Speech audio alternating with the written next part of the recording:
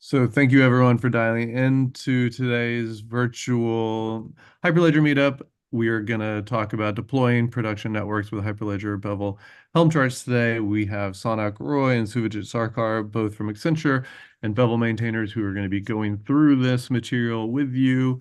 And again, if you have any questions as we go through this, please do feel free to ask. And then I'll keep an eye on the YouTube. We sometimes get questions over there, and Sownak and Suvajit, I'll copy over any questions I see over YouTube onto Zoom chat, so you only have to check there. But with that, why don't you take it away? Thanks, David. So welcome everyone to the Hyperledger meetup. So we'll be, as David said, we'll be talking about deploying a DLT network using Helm charts. Before we actually go into the detail of our agenda, let's have a quick round of introduction. Shaunak, off to you. Hello. Hi everyone.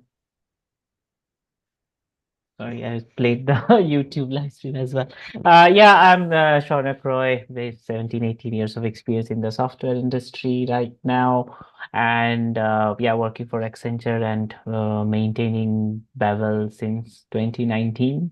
Yeah, and these are some of my previous companies I've worked for. And I mainly work in the distributed architecture as well as Bevel. Implementing Bevel for and other blockchain networks for clients. That's all from me. Thank you, Shaunak. Myself, Suvajit Sarkar. I have around 12 years of experience in technology and software development. I currently work with Accenture and part of the maintainers of Hyperledger Bevel. You can find me on LinkedIn. My ID is this, and and on Twitter as well. With further ado, let's just move to the agenda for today. So the agenda for today is quite simple. So we'll first do a quick introduction and a small introduction of what really Hyperledger Bevel is about. And then we'll dive into the actual code demonstration where if you want, you guys can follow us while we do that. But I mean, you can use this as a recording and do it on your own time as well. So the demonstration is basically in two parts. The first one is deployment on Kubernetes Docker desktop, which is the local Kubernetes setup. For the DLT network, we would be using Hyperledger Besu for today's demonstration. And the other part of the demo is deployment of, again, Hyperledger Besu, but this time on a cloud managed Kubernetes, which is more of a production ready environment. I'll move to the next slide. So just a quick introduction on what Hyperledger Bevel is about. So it's a automation tool that allows you to consistently and rapidly deploy production ready DLT platforms. The idea behind Bevel is to kind of allow developers to set up a secure and scalable blockchain solution without worrying about different aspects of how it will work in production or worrying about aspects of scalability and security, thus focusing mainly on developing blockchain application. So Bevel has been proven to kind of cut the development time from matter of weeks to matter of, I would say, hours or days. And some of the guiding principles that kind of Bevel conforms to is the um, reference architecture. So this is the DLT reference architecture that was open sourced by Accenture a couple of years back. So Bevel kind of conforms to that, and then that's how it kind of gets the production ready or production worthy architecture. The infrastructure that Bevel uses or the tools and components that we have is mostly in infrastructure independent that allows you to kind of choose your own cloud provider or your infrastructure, whatever in whatever way you want to. The most of the components in Bevel are modular in design, so you can kind of choose to plug and play these different components and choose different tools as per your requirements and as per your needs. The other aspect is basically Bevel is designed for security. So all the keys and crypto materials that are required for any blockchain network is not saved in the source code itself or in the configuration file or basically in the controller environment. Rather, all of these are basically stored in a secure key vault. The other thing about, you all know that Bevel is kind of open source and it uses Apache 2.0 license. So all of the components are basically open source and has Apache 2.0 licensed. The diagram that you see here, it's basically talks about how Bevel works in a nutshell. What you have here on the right hand side is basically the different DLT platforms that currently Bevel supports. So we have Hyperledger Indy, we have Corda Open Source, Corda Enterprise, Hyperledger Fabric, Codam, and Hyperledger Besu, and Parity Substrate as well. um, and the different cloud providers that you can choose and use as infrastructure are any of these which kind of supports a managed Kubernetes, or if you can set up a Kubernetes which is self-managed, that is also possible. Um, I will move to the next one, which is the actual demonstration of deploying Hyperledger Besu on Kubernetes Docker desktop. So before I just kind of move to the actual demonstration, do we have any questions?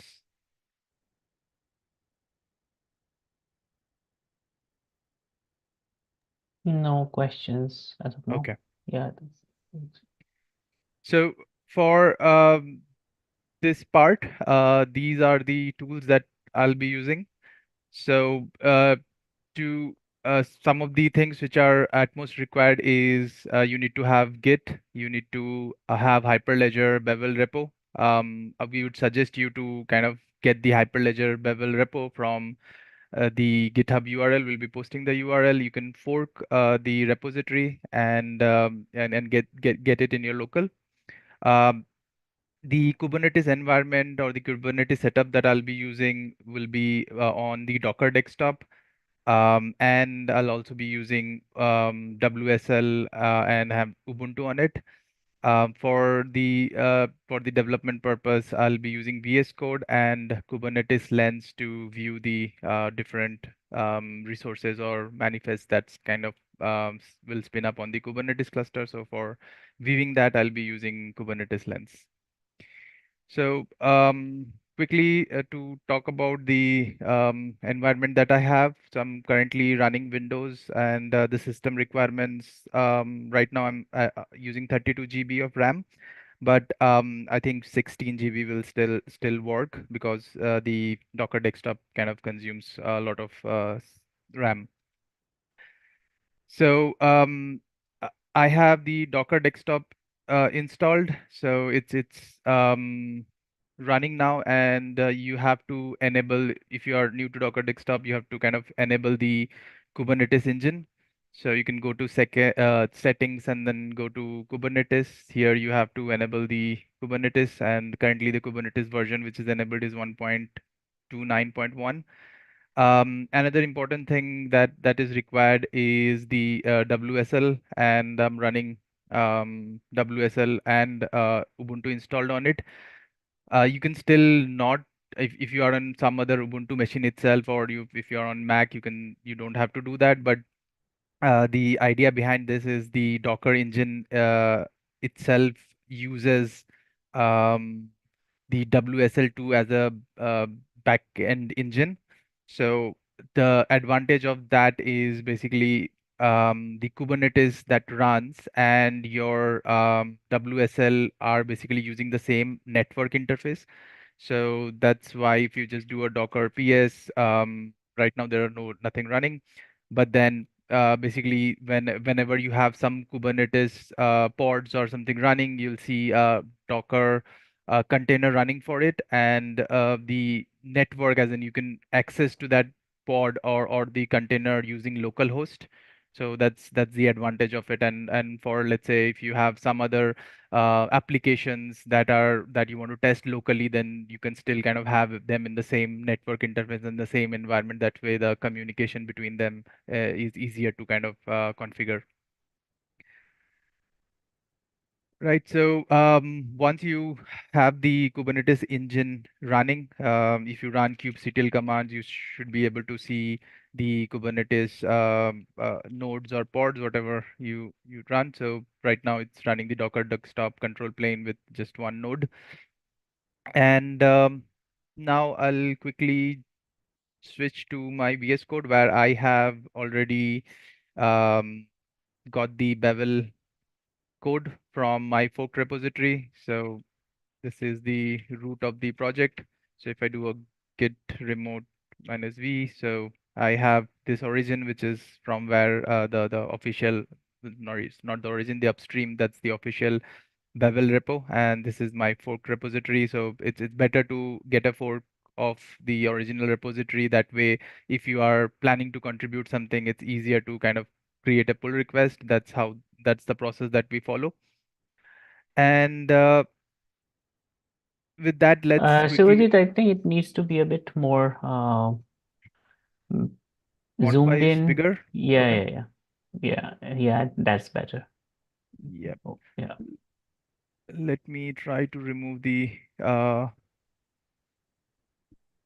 zoom that's all right. watermarks. Yeah, I mean it's I don't think you are able to see the zoom toolbars, which is actually blocking my view. So let me just move them aside. Yep, that's fine now. So the code structure wise, with uh, I mean post uh, post the release 0.15, we have moved our samples out to a separate repository. So now from a top repo, root of the repo, you'll see just the platforms, which contains the all the platforms that we currently support. So Besu, Fabric, Indie, Quorum are three called open source and enterprise. Shared folder contains and Substrate. Shared folder contains all the code that is kind of reused by these other platforms. So once we kind of go through the deployment, whenever there's a reference to the shared, we'll talk about that. But for now, let's look at the Besu, because for this session we'll be deploying Besu. So Besu, or each of these basically platforms, will have subfolders, and these are charts, configuration, and releases. Configuration contains the Ansible code that is used for automation, and basically the Ansible kind of uses a GitOps process where the configuration or the network is the network state, which is the single configuration file that is used in Bevel, is further divided into sub configurations, which is then pushed as a release to your GitHub repository, and those are basically are translated to the Kubernetes instructions. So that's how Bevel works. But this demo will be doing something completely different. This is the first time we are doing, and this is one of the key thing that we have decided to start working on since we did the Bevel general availability release 1.0. So we are currently working on, and it's still in development. Some of the platforms are done, so which is deploying a particular platform using just Helm charts. So we have kind of worked to make our Helm charts standalone. So in this particular demonstration, we'll not be using Ansible.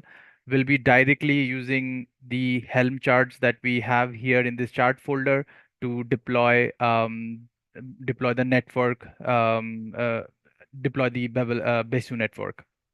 So the charts here uh, are as follows, as in you have the Besu cacti connector. So this is particularly for setting up a cacti connector. Will not be talking about this. It's more for interoperable operability. And then the other charts are basically Besu Genesis, Besu Node, There's a operations chart as well, which is propose validator. This is used to add new validators or basically proposing existing node or existing member as a new validator. And then for private transactions, we have Tessera node, which is used to do private transactions.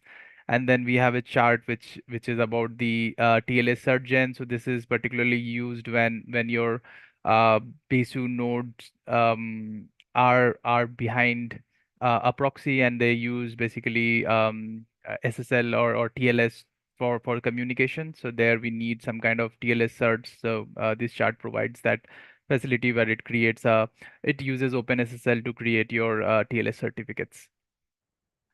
So first part of the demo, as I said, would be using local Kubernetes, and I'll be setting up Besu with the bare minimum requirement.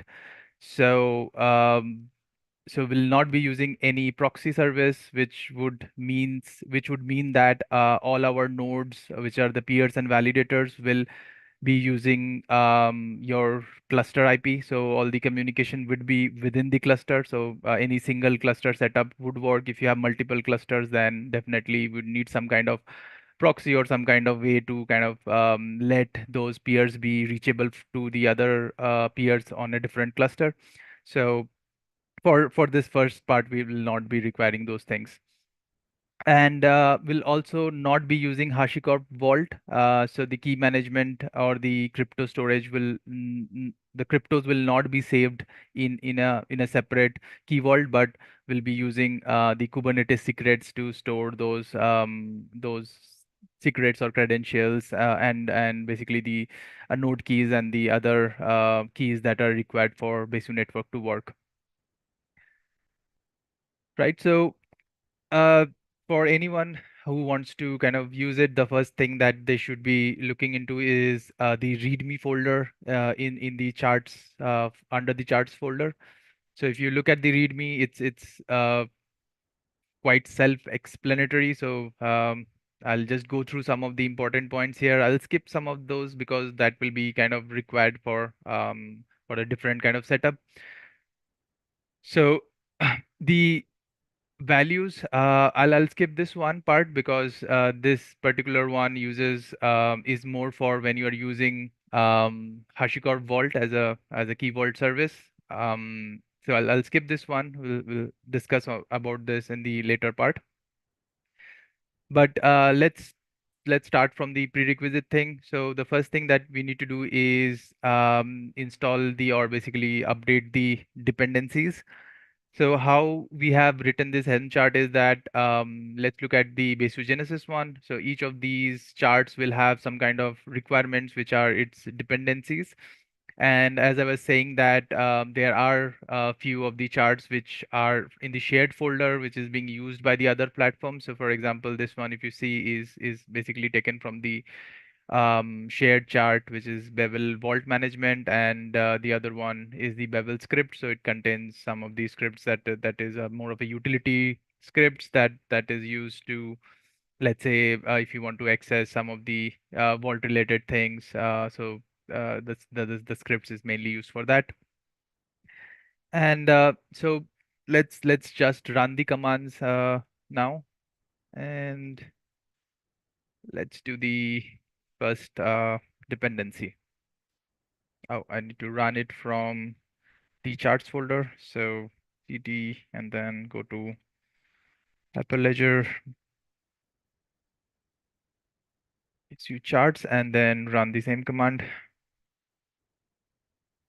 So now if you see the dependencies are being downloaded. So in the Besu Genesis, you'll see that you have the TGZ files for the charts. So the first dependency is done. The next one is to do for the Besu node one. So I'm gonna run the other dependency. So yep, the other dependency is done as well. So if you look at the Besu node, the dependencies are the Tessera node because each node can have a private transaction manager running with it.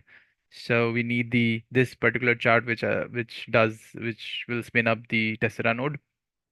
The other ones are TLS certgen and the storage class, since the node would require some kind of persistent storage to save the ledger data. And then that's why we need basically the storage class here. So once this is done, we are all set to run the first command, which is to install the Genesis chart, Besu Genesis chart. And for that purpose, we'll be using a namespace, which is supply chain Besu. We can give any name to your Helm deployment, and basically have any namespace you want to have. The values that we'll be using is from this values folder, which is no proxy and no vault. And then since this is the Genesis chart, we'll be using the genesis.yaml. You can have a look at these values, which is under the values folder. So we have two folders at here. One is no proxy, no vault. Other is proxy and vault. So we'll be using the no proxy and no vault.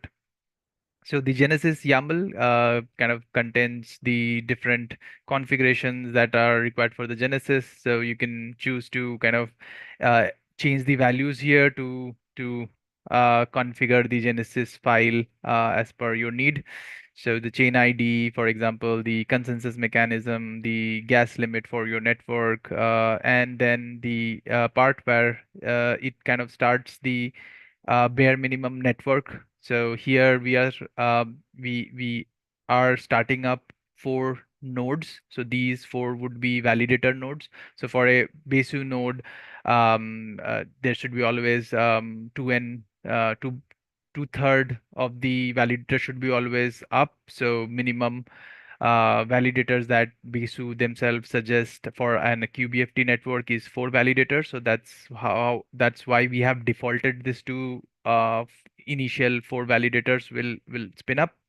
And you can choose to change this, but then as I said, this recommendation from Besu itself is QBFT network should have a minimum 4 validators. So um, yeah, you can just leave it as it is, and um, it's gonna create the Genesis file, which will have the basically the node addresses or the extra data information of all the 4 validators, and it's gonna also create the node keys and other node related um, node related crypto things, which I'll show you once I run the code. But one more additional thing quickly here is if you look at the chart itself, the Genesis chart, and have a look at the job which gonna create the Genesis file, you'll see that there is an option for having permission networks as well, and there are sections which talks about additional accounts. So this allows you to pass in new accounts which will have an initial set of balance. You can choose to edit this to have your own accounts added, and then whatever balance you want to add to those initial accounts. So without further ado, let me just run the code, and then it will be easier to explain what has happened. So let's just run this.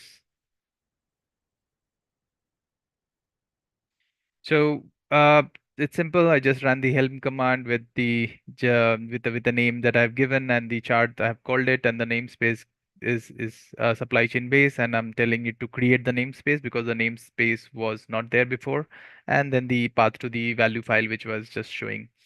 Right, so once this is done, if I just open the lens to see what has happened.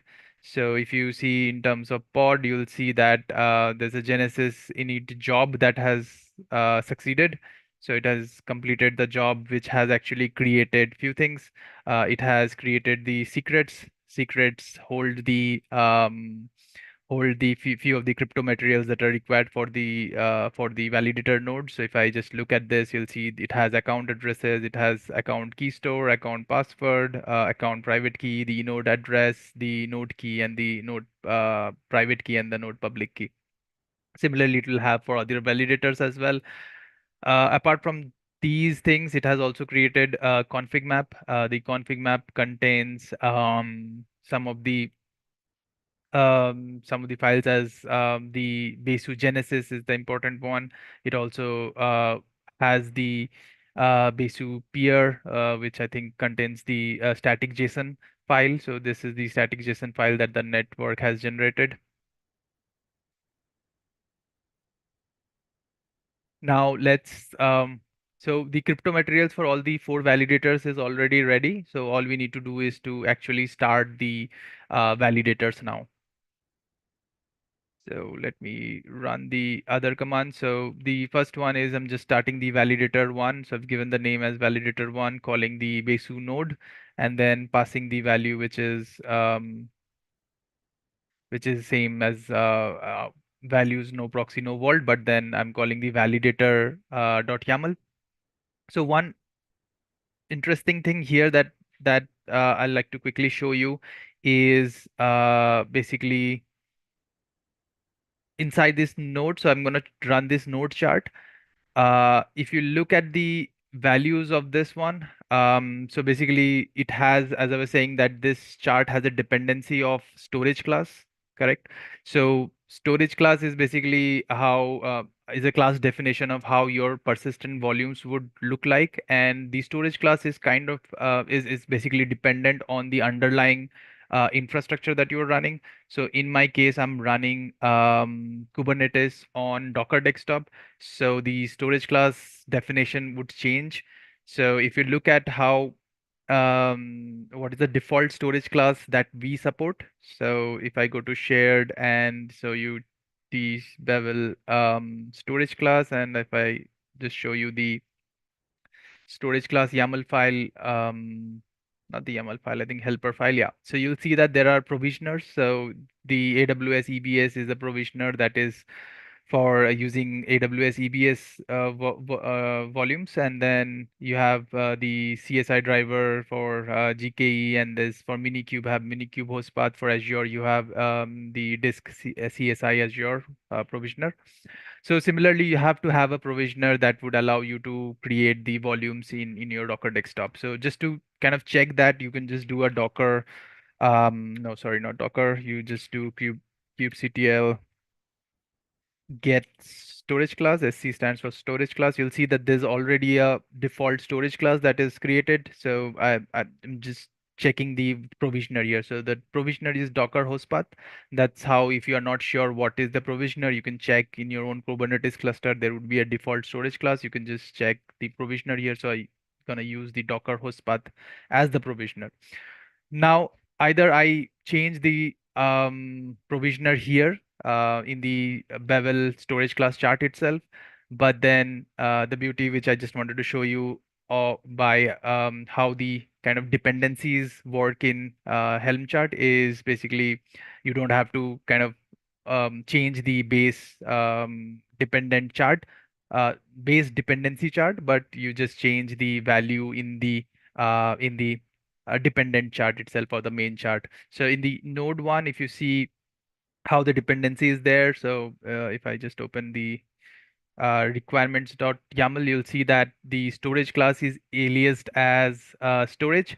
So if I go to the values of it, you'll see that there's a value which is storage. So any value that you define under this storage would kind of override the subchart or the basically the dependency charts or the charts which this main chart is dependent on.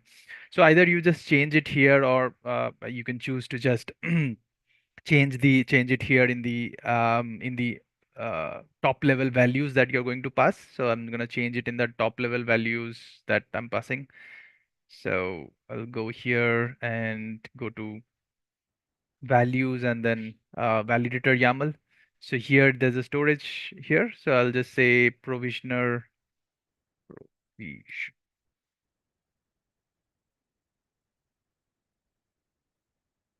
as Docker desktop host path.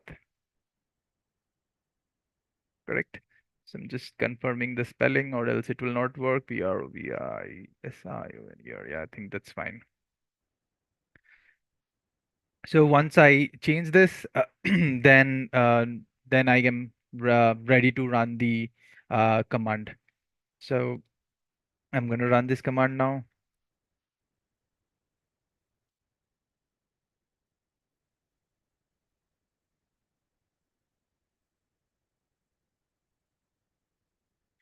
Right. So once this is done, quickly looking at the Kubernetes again. So it has now created a stateful set. So this runs the Besu validator node. So if you check the logs of it, you'll see that it is actually starting the node now. It will take some time. So let's, I'll show you. We'll come back to this again. So just to show you the storage class thing, if you see um, the storage classes, it created the storage class for the validator, and it is using the provisioner as Docker host path. That's how it is able to create the persistent volume claim, and then it is able to, the persistent volume claim is then is able to create a persistent volume. So this is the volume that the storage the validator node will be using. Now, without further ado, let me just quickly run the other four validators that are required for the network.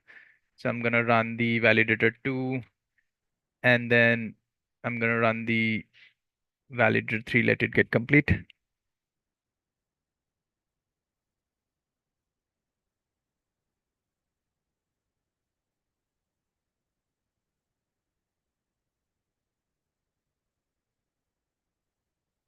And then the validator 4.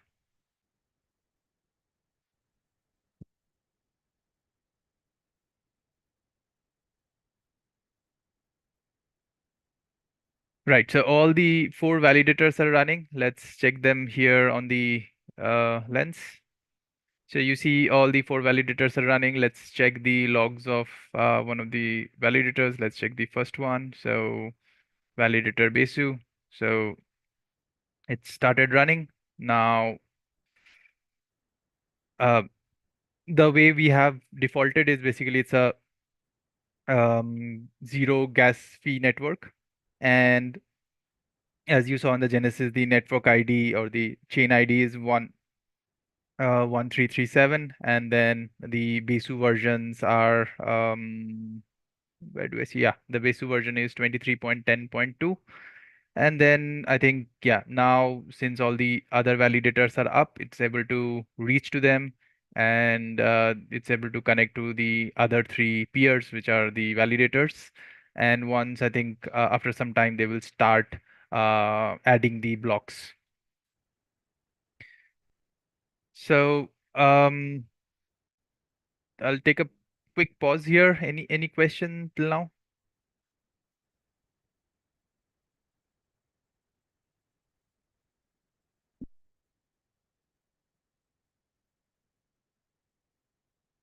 Hello? No, I don't think there is any question. Okay, yeah. I've checked on the YouTube as well, so All right. So now we have currently all the four validators running. We can spin up a non-validator node.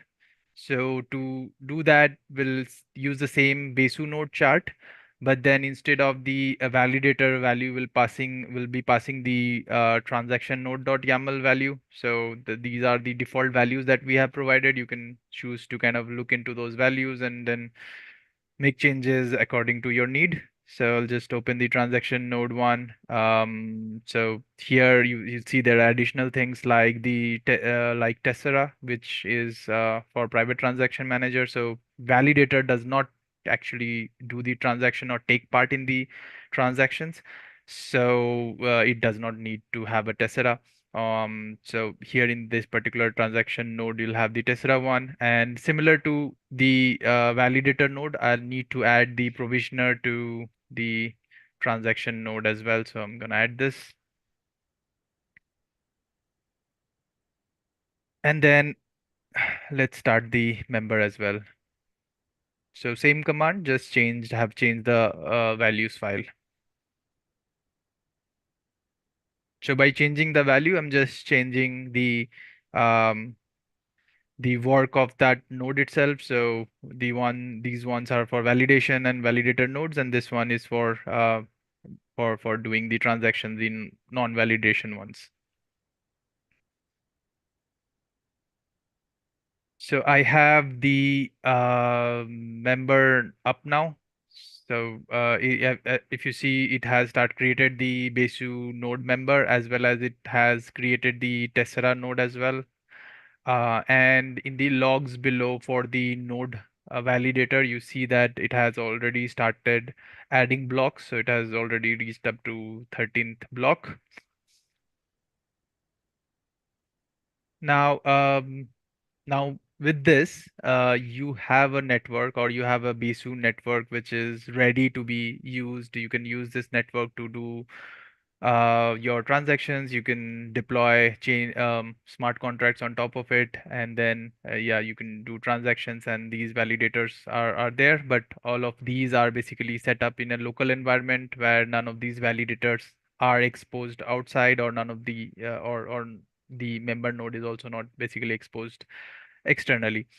But still, you can try out few things quickly. So for example, let's do a quick transaction. So to do that, let's do one thing. So if you look at the um services, the Kubernetes services that we have, so I'm using K as an alias to kubectl. So you have to run the kubectl command. So kubectl get svc stands for service. So if you check at the services, you'll see that all these validators and members have ports open. So 8545 is the RPC port.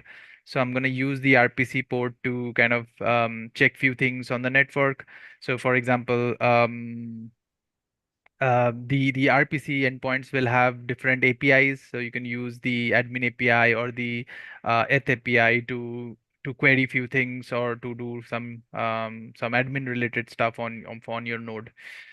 So to do that, since it's a test network and this is basically running on your Kubernetes, you have to do a, port forward. So you can do a kubectl port forward service slash the name of the service, which is I'm gonna port forward the Besu member nodes service, and I'm gonna port forward it to port 9009,000 and then 8545. So what it means is that I'm forwarding 8545, or basically my localhost 9000 port will be forwarded to the Kubernetes service Besu nodes port 8545. So that way, with this, I can use localhost 9000 port to reach to the RPC endpoint of my node member. So I have to give the service name as well.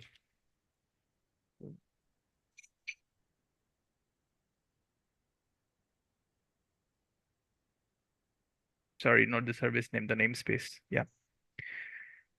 So now you see it's forwarding. So now the local machine, I can use localhost or 127.0.0.1, which is stands for localhost itself, to reach to the RPC endpoint. So I'm gonna use Postman.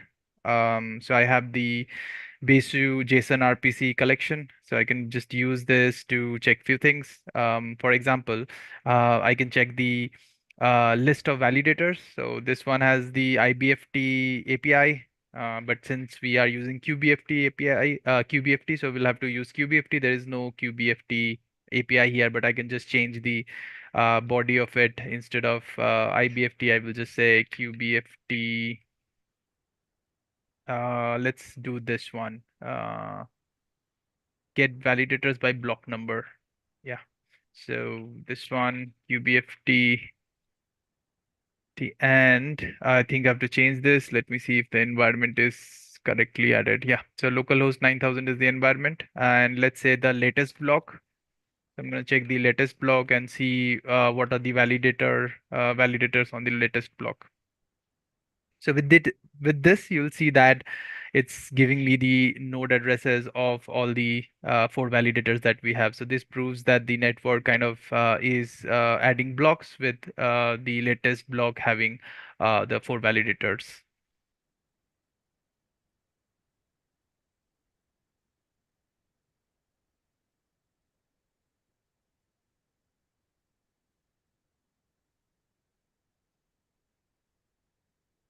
Correct. So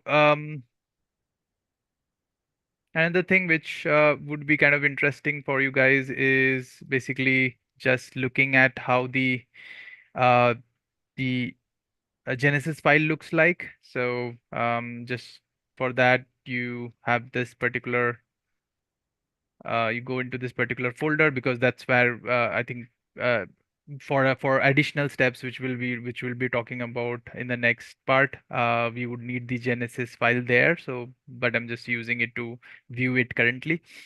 So the first second, I'll run the second command. I don't need the static JSON now. So this one will show me the Genesis file that is actually there in the network. I mean, used in the network. So if you look at this one, so you see that there are these accounts, which are the accounts that were added to each of these validators. So each validator will have an account added, and then in that account, there is an initial set of balance that is given. So, excuse me. So if you look at the lens again and look at the secrets where the account information is there.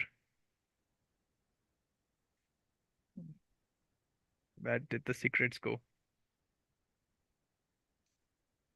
Config secrets, yeah. Right, so if I look at the validator one, so this is the account key store, this is the account password, and then the account address. So if you see there's a 0x712F, and then if you just go here, they will see that you'll find a matching address here. Right? So that means that this validator node has an address, and then that address has this balance. That's what the Genesis file is saying. So you can just simply use your browser and connect MetaMask, and then go to settings, networks, add a network. So since I have port forwarded this here, as in there's a port forward happening, which is port forwarding the RPC endpoint of one of the members, I can use that as a network address. So let me add a new network. So yes, so let's say test Bevel, and then the RPC is HTTP localhost colon 9000. So that's the port. The chain ID is 1337. That's what we saw, and then we can just call it and then save it. Correct? But I see 0th because I have not added the account yet. So this account does not have any balance in that. So I all I need to do is add account and then import account and then use the private key that is here again in the secrets. So secret will have a private key, which is your account private key. And yeah, this is the private key. And I'm gonna use this here import. So yes, it got imported. Now you have the initial balance that was there defined in the Genesis. You can send or do a transaction. So I'm gonna send it to one of my primary account. So I'm gonna send to 1010 ETH. Here it by default MetaMask kind of takes the gas fee from the market value or whatever the Ethereum market value is. It does a gas estimation, but then since ours is a gasless network, we can choose to just do a next, and then here in the edit, I have already edited in the advanced settings that I have made that this is like no gas is required basically because it's a gasless network. So there's no gas fees, and then I can just confirm the transaction. It's pending.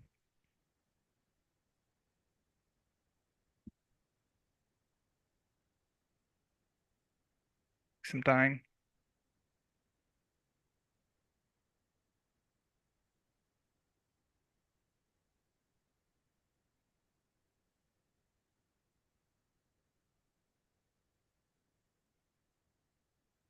Yep. So the transaction got complete, and in my primary account, I see 10 ETH now on the Besu test network. So with that, I will take a pause now. And do you guys have any questions, or we good to move to the next part? Hello, can you hear me? Yep. I have a question. Why is it called validator one? So why is not a pod validator and with a number of instances? Like why do you name it one, two, three? Like Yeah, just for the simplicity's sake, I'm naming it as validator 1, 2, and 3. It's up to you how you choose to name it. So here you can just simply, when you do a Helm installation, you can give your Helm installation name whatever you wish to, and that's the name that you'll have for your validators or your members. No, I don't think it will quite work with Besu because Besu, the Genesis file calls it as validator dash one. So for validators, you have to use the names validators dash one, two, three for the Genesis validators. I think if you add a new validator, you can name it whatever you want. For members, you can name it anything. Yeah. So in that sense, if I change this, then there will be mismatch with the Genesis, is With it? the Genesis, yes, yes. I think, Okay. I mean, not Genesis, it is with the secrets that is getting created. Hmm. Because the Genesis is going to create this. If you go to the list of secrets in from Lens, it's creating the secret named as that, right? Yeah. Validator dash one keys, validator dash two keys. So that is how Besu kind of basically we are using this hook concept that is provided by Besu on Besu Kubernetes only. That hook creates these values uh, as validator one dash one two three. Yeah. okay, Okay. thank you. For the members, you can give any name. I mean, that's the only mismatch. I mean, if you want to then go and rename everything, then that will, I think the secrets, if you rename that, it will work. Yeah. Hmm. Okay. But for the members, you can name anything because the member crypto or the account IDs, etc., are not stored in the Genesis anyways, right? Yep.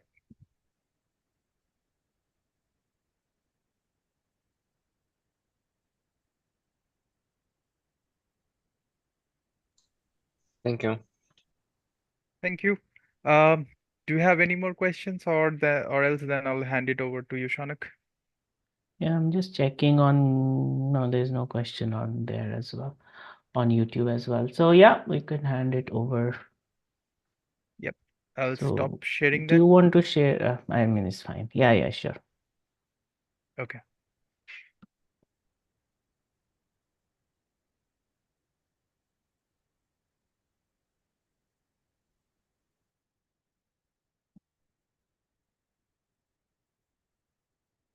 Yeah. You seeing my screen, right? My charts for Yep, I can see your browser. right. Yeah. So here it's a bit weird. I cannot see what I am sharing. So yeah. So as Suvajit has already kind of explained in detail the charts for Hyperledger basic components and this README. I'm going via this README because it renders well. So right, all this while you saw how you can use no proxy and no vault, basically the very basic installation just to get your a Besu network with your choice of valid consensus protocol, and then just you can write your smart contracts and deploy using the local host, forwarding that to local host, etc. And with the RPC, it's the get address is already always there, the get RPC. But for more production-oriented use cases, of course, will not use local host. Will definitely not use local host, and also will use like a proper Kubernetes cluster, and also will use Vault for storing our secrets, and also we'll use a proxy to access the Kubernetes, the RPC endpoints, basically. So that's how you, from our point of view, from Bevel's point of view, that's a very generic or very basic production structure should look like. Of course, you should have much more advanced security features and backups and restores, etc. for the Kubernetes cluster itself for a full-fledged production network. Right. So going by that, if I coming here, the value example files are the same that Suvajit said. Only thing it will have some different. We'll add something different values. So mainly the important parts are mentioned here, but you can go to each Genesis this README file to see what all values you can configure. So each of our charts have the respectively README files so that you can configure the values as per your requirements. Okay.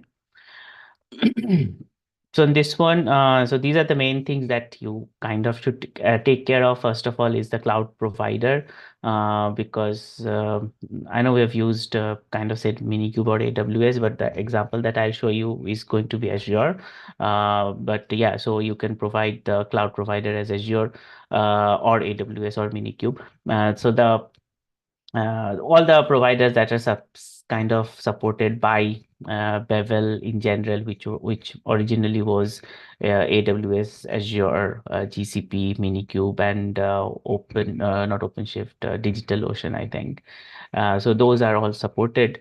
Cloud native services would be false. So this is a future thing that we are going to work on in this year, where you will be able to use the cloud native secret managers like Azure Key Vault or AWS KMS as well, and with instead of Vault basically. So in that case, the Azure cloud native services will be true. But right now it is all false because it's we have not implemented that. It is a future release. Then of course you need to provide the Kubernetes URL, which is the Kubernetes API URL. These are the main things on the Kubernetes side. And then as I said, we'll be using Vault as our service secret manager. So you'll have to provide the type as Vault. Type as HashiCorp. We'll be using HashiCorp Vault. Otherwise, what Suvajit used was Kubernetes, which basically means using Kubernetes secrets rather than a secret manager as such.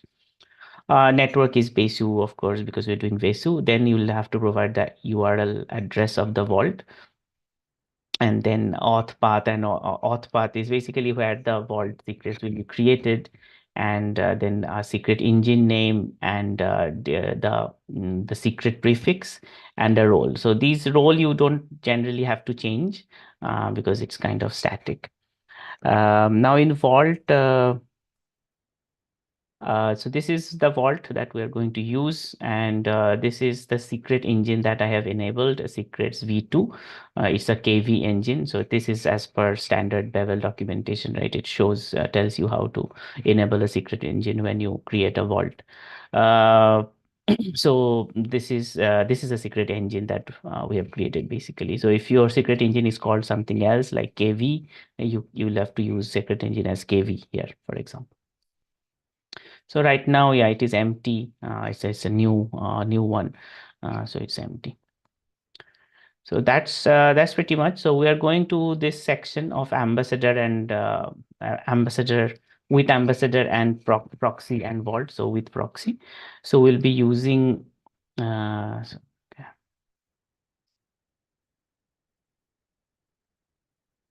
So we'll be using the. Is this visible, or should I do like this is better?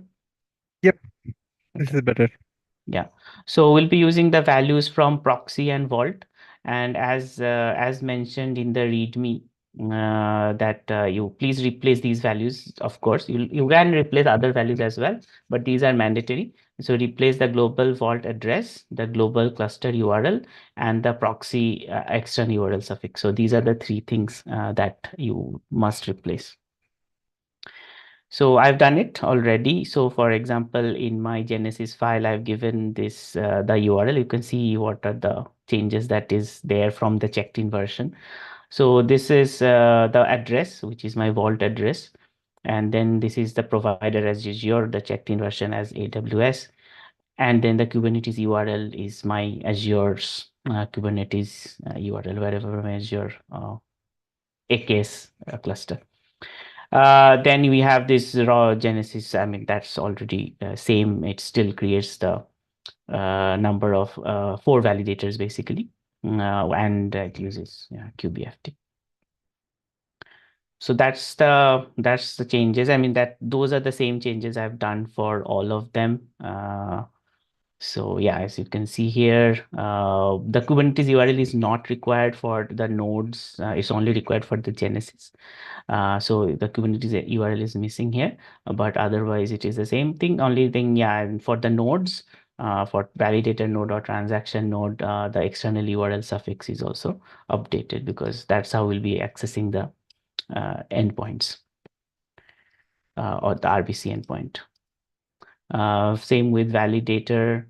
Yeah, so these are the changes. I've also updated the image version of Besu to 2310 because I think the test initially we checked in at 22, and then it was giving issues with the mining zero gas fee issue was there because it was not working with zero gas fee.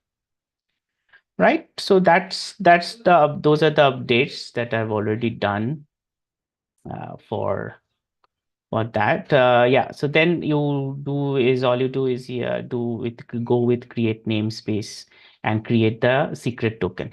So now why we need to create a secret root token is basically the initial connection between your vault and Kubernetes has to be done by which is root, and that is why you have to provide the root token. So yeah, kubectl. So I've already created this. So this is basically the root token that you get when you create vault or unseal or initiate vault. You will get a root token. So that's the literal root token I have created in my secrets. Yeah, you can see. So I'll go to supply chain only. So you can see the root token is already created. So it's here. I did a test run, so that's why these things are there, but yeah, it will soon go away. Right, so now we'll run the first chart, which is the Genesis chart, as same command as Suvajit was showing, Helm install Genesis. The only thing is that the value file is different because my value file now has all the value, all the like the Kubernetes URL and vault details as well. If we go back, yeah, it's kind of again similar. The only change is that I think Suvajit there was no vault management when you saw the previous example, but in this example you have the vault management because this is what creates the connection between the Kubernetes cluster and vault. So now once this is Genesis is complete, if we go to see what has happened in vault, so we get a supply chain kind of a folder. So this is same name as you have provided in here. In here basically. So that data is kind of hidden. So supply chain. So once here, you will see that as we are discussing that the Besu the Genesis automation or hook creates it using validator -1 naming convention. So all the secrets are actually here as well. So it is not only in Kubernetes secrets, but it is also you have a backup copy of the Kubernetes secrets in Vault and also even the Genesis file, Genesis as well as the static nodes file. So this enables you to keep it if you lose your Kubernetes cluster, but you will not lose your account secrets because you're keeping it separate. So yeah, it has all the things, all the secrets that was created. Next step, yeah, just again same as Suvajit did. The only thing you will notice here is we are passing up proxy P2P. So this is the RPLX connection. With proxy, when you're using Ambassador or any other kind of proxy, I would say. So this RPLX is TCP based, not HTTP. So that is why it has to have a different port for independent services. Otherwise, they will clash. So that is why I'm passing this P2P RPLX P2P proxy port separately, because it will be different for each of the validators and as well as the node. Yeah. So if we go back to Lens, so you see that we have a pre-installed hook, which basically for each validator node, it doesn't really do a lot of things. It just checks that the secrets are there. If the secrets are not there, it will go and download from Vault if the Vault secret is there, right? So that's what it does. And because we ran Genesis, so the Vault secret would have been created. And why this is showing is because the storage class is getting created. So while that is doing, we can do the rest actually. So that doesn't take much time. So if you notice here from validator 1 and 2, the difference is that I've also changed the P2P port.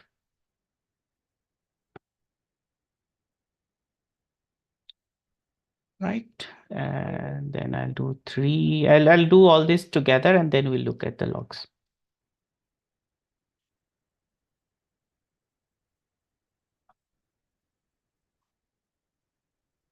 And remember that these files, I'm using the main validator file here, right? So these files are given for you as an example. If you want to change anything, just go and edit either this file or the default value files within the charts. So always better to use a separate value file like this, and so that you know what kind of differences changes that you have made. So you want another version of Besu, you want these limits to be different, you want to delete the keys on delete. Here the delete keys on delete is false. So I'll show you how what that means. So these all can be changed. Did I run 4? No, I didn't run. So I'll do validator 4 as well. Right. Now, so you can see each of their pre-installed hooks have run, and then the nodes are running. You can see the logs now. Yep. So the logs are here. Same. See the QBFT. With the there is some issue with the NAT manager. We are not entirely sure that why the Kubernetes NAT manager doesn't work. But because we're using Ambassador, then it finally works.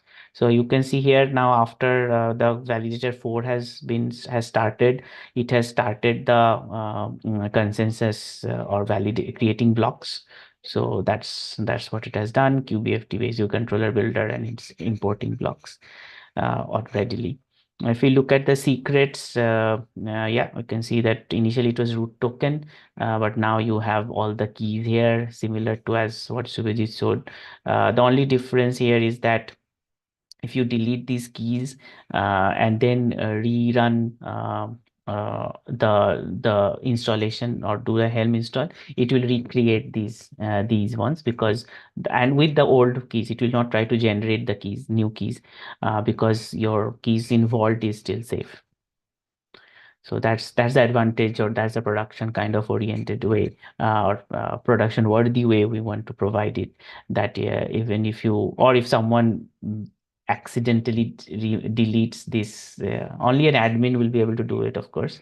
But if that admin has accidentally deleted the node or the node key details, or changed it, but then you can still go and get it from Vault. That's that, and it's automated as it. You don't have to manually do it. All you have to do is do an uninstall, a Helm uninstall, and Helm install. Okay, any questions? Okay. No, there's no question here. Not on the YouTube as well. Okay. Fine. So moving on, I can do is basically a setup in another namespace. So setup in another namespace will involve two places, two things mainly. First, you have to get the Genesis files because for a new namespace, basically it kind of mocking it as for a different organization, right? Now, if you want another organization to join the network, you have to give the names, give them the Genesis file, the boot node, and the peer details, right? So these are the three files you should be sharing, of course, in a secure manner. But then, because I mean, in general, the boot nodes Genesis, as Shubhaji showed you, Genesis it doesn't contain anything that is secret. It's basically all the public information for that network, right? So what we'll do is we'll go to the Besu Genesis chart files section and do an ls. So I already have this, so I'll remove these files because these are from my older network, right? So now I'll get each of these files. So basically the static nodes.json.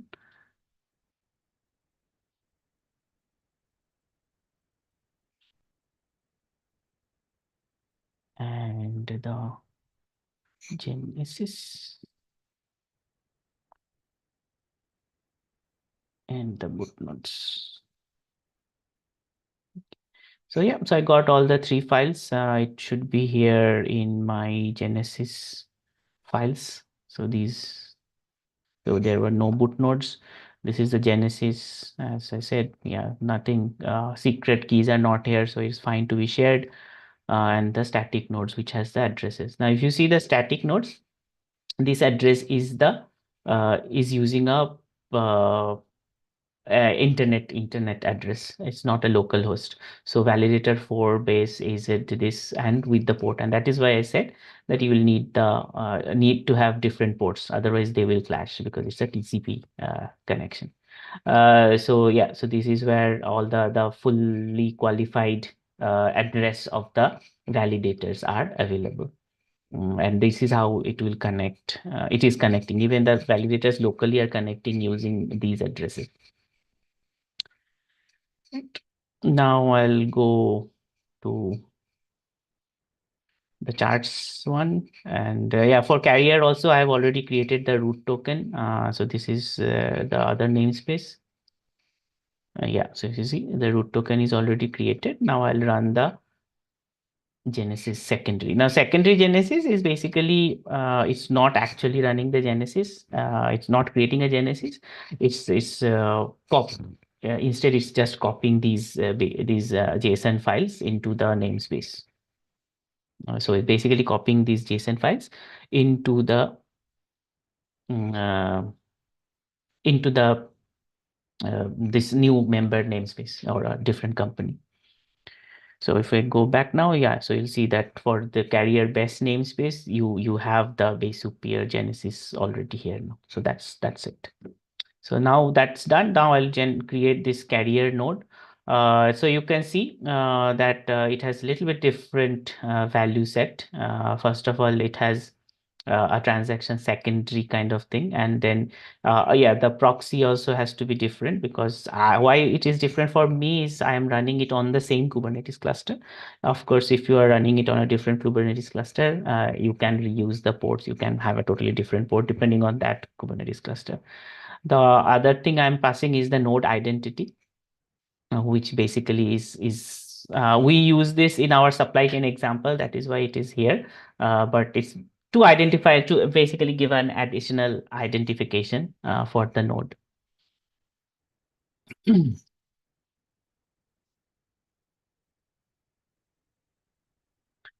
So now if I go to these pods, yeah, so you can see for this pod, we have the Tessera hook, as well as the node carriers, the nodes hook.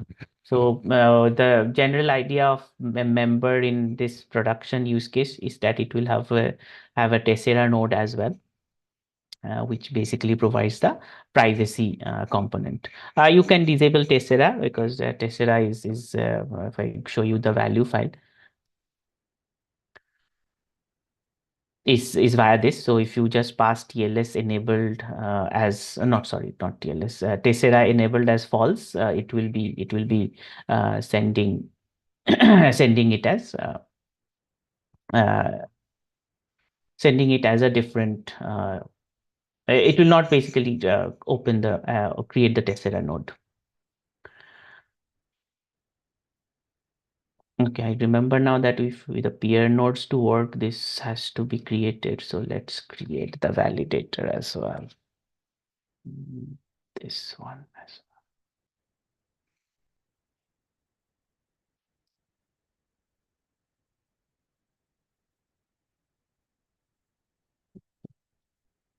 So the carrier node is up.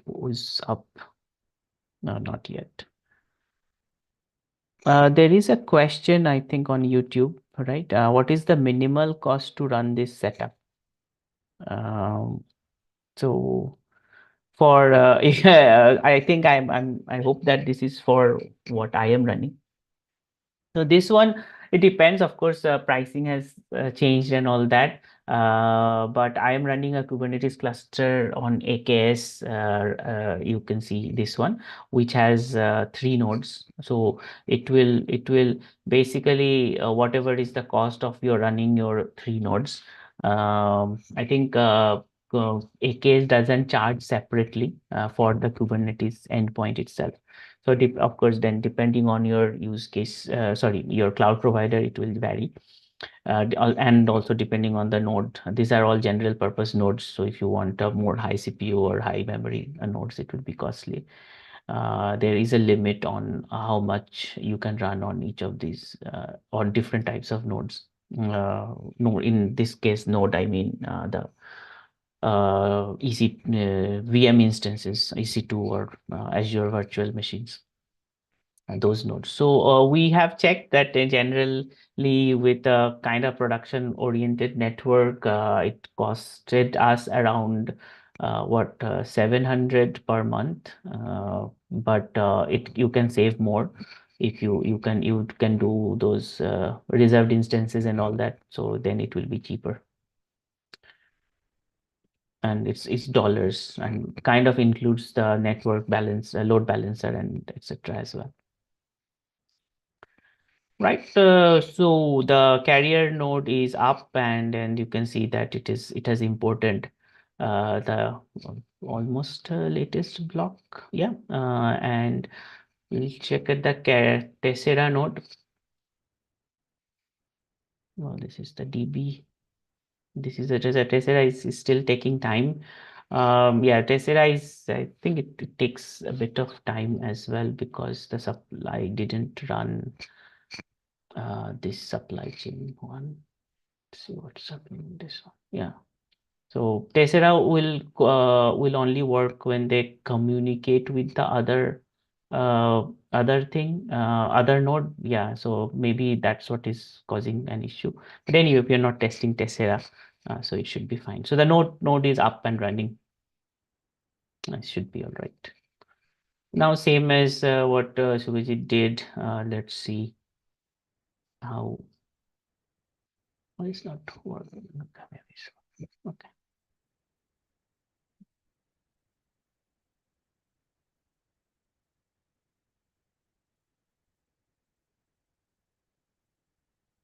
Right. So same thing I am connecting to, I've already connected to the test network. So I'll just have to add the account. So I can take the private key from my vault very easily.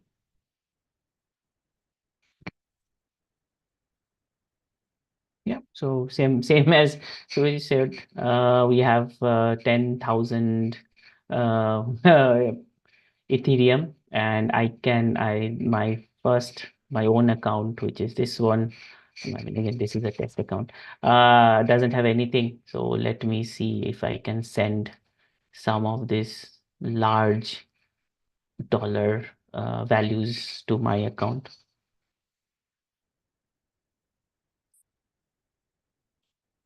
So I have not set this max fee, etc., as Suvajit did, but I think it should still would work. It shows as sending. If I go to the logs, I think you will see some new kind of log, at least here. Once that appears, then we know that the transaction is done. Yes, if you see, this is the transaction because it has a kind of a gas, though it says 0.1. So once this transaction is done, that means there was a transaction because it is using gas. These were 0 gases. So so that's done. I have so much less money now, but my own account has 10,000 ETH. Yeah, so that concludes. The other things not concludes. I'll just show you the uninstall part as well. So to clarify on mainly this one, remove keys on delete false tag. So this tag is basically when I'm doing an uninstall. If this is true, it will also delete the secrets. If it is false, it will not delete the secrets. So in this case, it will not delete the secrets. So let's start with carrier.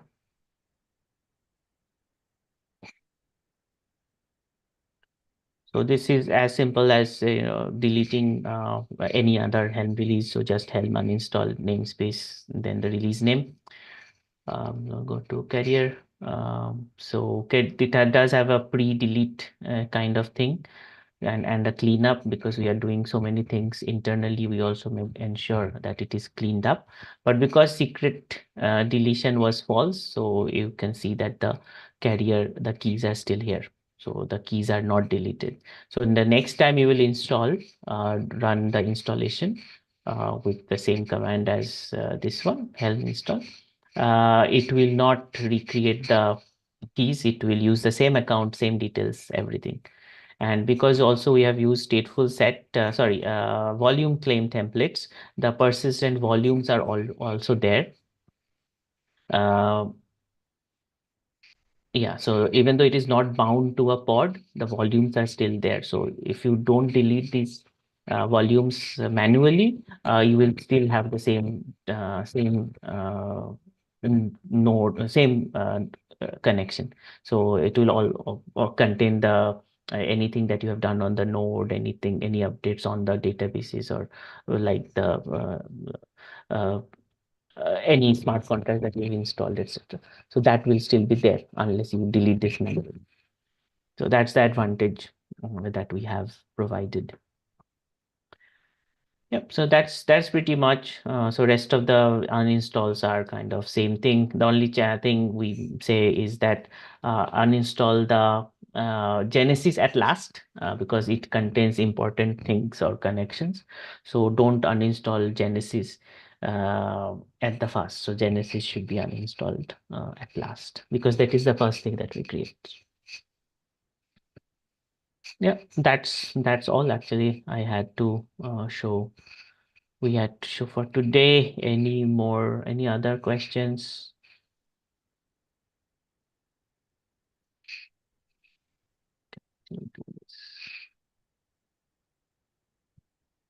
Yeah, the other thing I'll also say, even if you turn that delete thing on true, but the vault will still be there. So vault values will not be deleted unless you delete it. And even if you delete this one, you can actually keep, because vault KV has a version option. You can actually get back this version again back from vault, because vault will also create a keep a version. So that's another advantage we like here.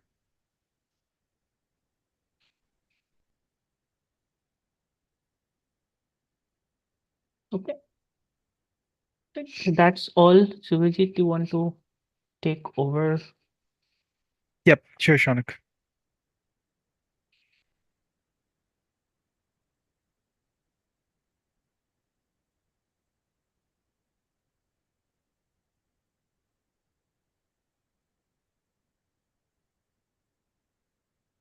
Right. So we completed both the deployment things. One we did on the local Kubernetes setup on Docker desktop. Then we had the cloud managed one using the AKS. Um, Now let's move to the part where we want something from you.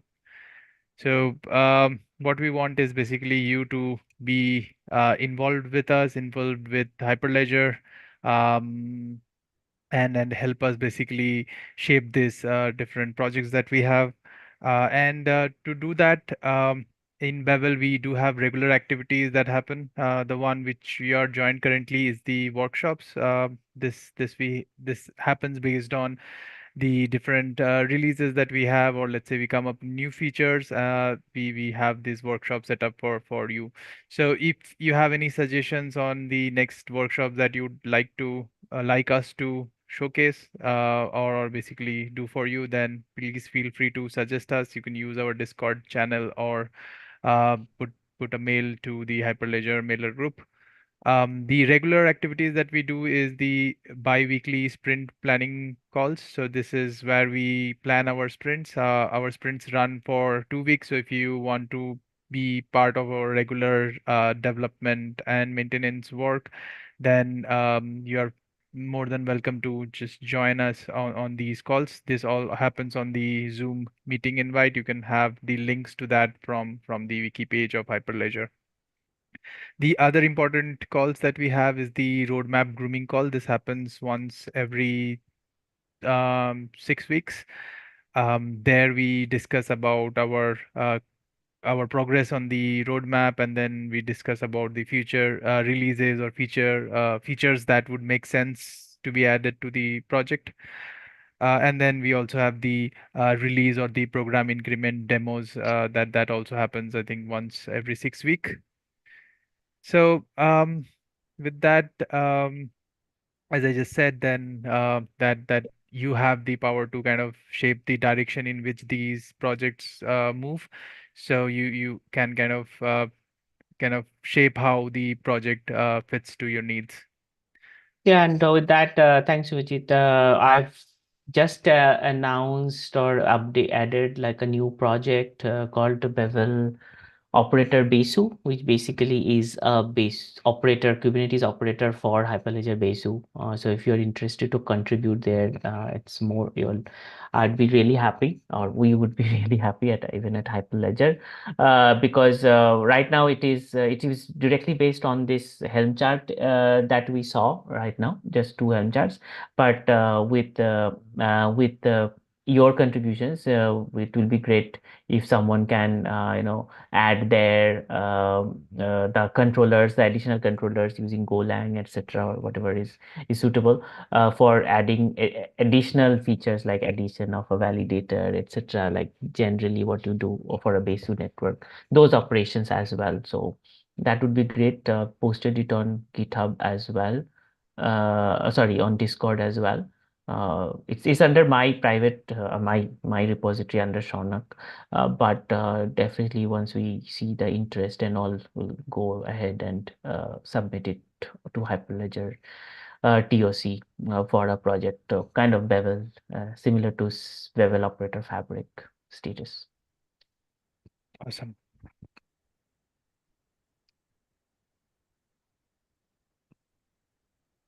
Okay.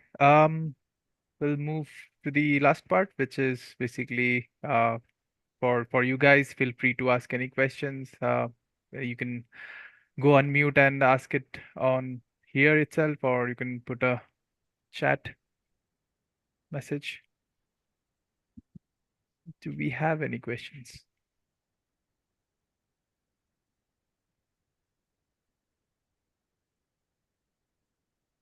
I think there is a question on YouTube.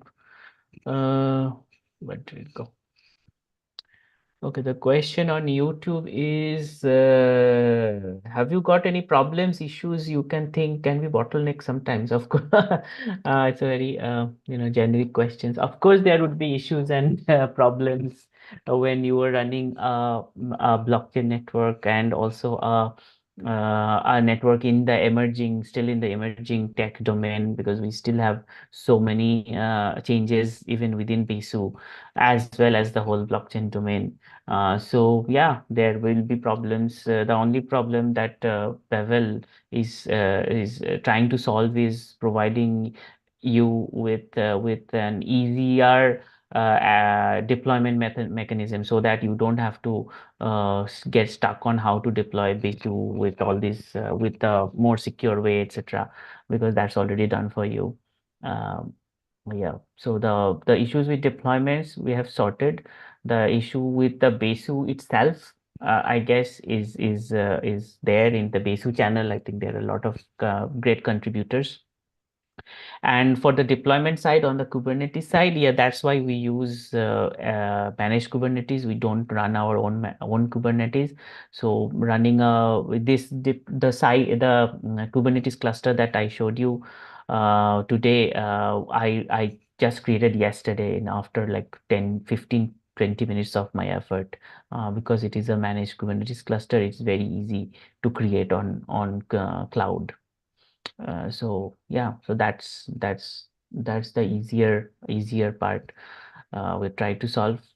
When coming to the complexities and the bottlenecks, etc., there will be anyways, with which is same as any other uh, production system.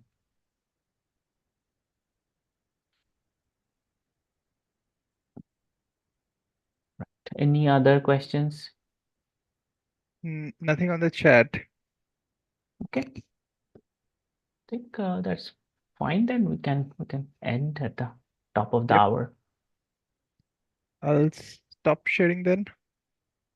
And thanks everyone for joining. Thanks everyone. Yeah, thank you for David, presenting. thank you.